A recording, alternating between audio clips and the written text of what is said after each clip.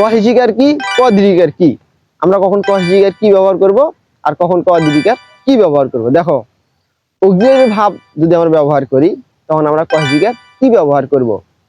আর এই অক্সিলারি ভাব দিয়ে সেন্টেন্স শুরু হলে, অর্থাৎ ইন্টারোগেটিভ সেন্টেন্স, প্রশ্নবোধক বাক্য শুরু হলে তখন কিন্তু আমরা ভার্বের উপর প্রেসার দিব। যেমন তুমি কি করো, তুমি কি করো, এই যে করোর উপর আমরা প্রেসার দিচ্ছি। আসলে করোটা কিন্তু ভার্ব, যে do you do, do you do, তুমি কি করো।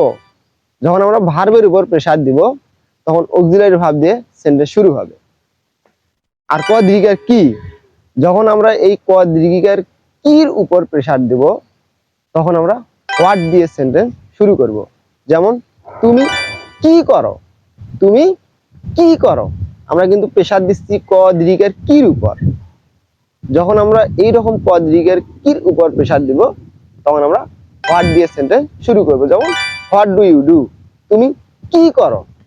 অর্থাৎ ক দীর্ঘিকার কির উপর প্রেসার দিলে আমরা হোয়াট দিয়ে সেন্টেন্স শুরু করব, আর ভার্বের উপর প্রেসার দিলে তখন আমরা অক্সিলারি ভাব দিয়ে শুরু করব। তো এই ছিল আজকে আমাদের কহেজিকার কি এবং ক দীর্ঘিকার কি কখন ব্যবহার করব তার সংক্ষিপ্ত ক্লাস।